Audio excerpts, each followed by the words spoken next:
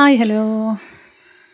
ഇന്ന് ഞാൻ എൻ്റെ അടുക്കളത്തോട്ടത്തിലുണ്ട് ഒരു പുതിയ അതിഥി വന്നിട്ട് അതൊന്ന് കാണിക്കാൻ വേണ്ടിയിട്ടാണ് കേട്ടോ. ഈ ഇല കണ്ടാൽ ആർക്കെങ്കിലും മനസ്സിലാവണുണ്ടോ ഇത് എന്തിൻ്റെ ഇലയാണ് എന്നുള്ളത്?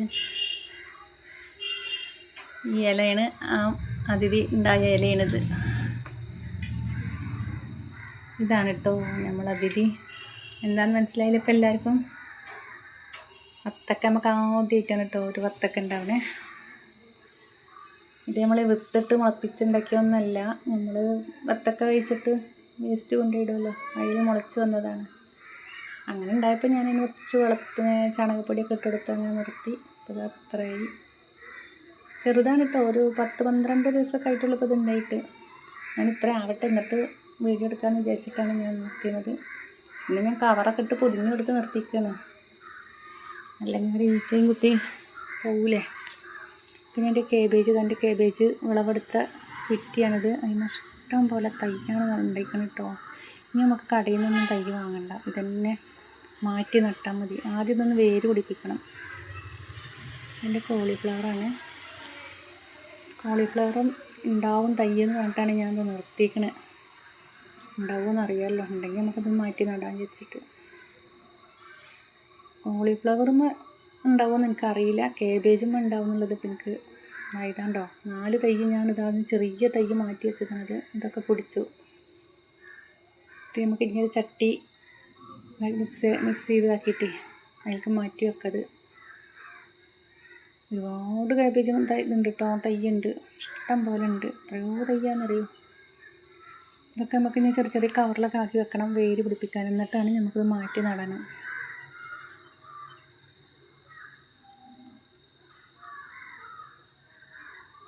നമുക്ക് പുതിയ ഇല വന്നതാണ്, അതൊക്കെ മാറ്റി നട്ടിട്ട് വന്ന ഇലകളാണ് അതൊക്കെ കേട്ടോ. നല്ല വെയിലല്ലേ, അതുകൊണ്ടാണ് ഇപ്പോൾ ഒക്കെ ഒരു വാടി നിൽക്കണത്. ഇതാ എൻ്റെ ഒരു കോളിഫ്ലവർ ഇതാ പൊട്ടിക്കാനുള്ളതാണിത്. വലിയ വലുപ്പമല്ല കേട്ടോ, ചെറിയ ചട്ടിയിലാണ് നട്ടിക്കണത്, ഉണ്ടാവും.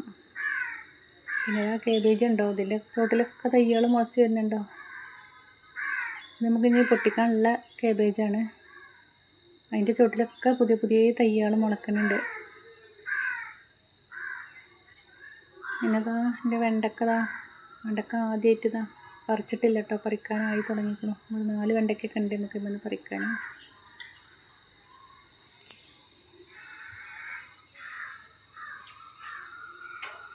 പിന്നെ എൻ്റെ തക്കാളി ഉണ്ട്. തക്കാളിയൊക്കെ എന്താ ഭംഗിയില്ലേ, നല്ല ചുവന്ന് പഴുത്ത് നിൽക്കണ തക്കാളി ഉണ്ടല്ലേ.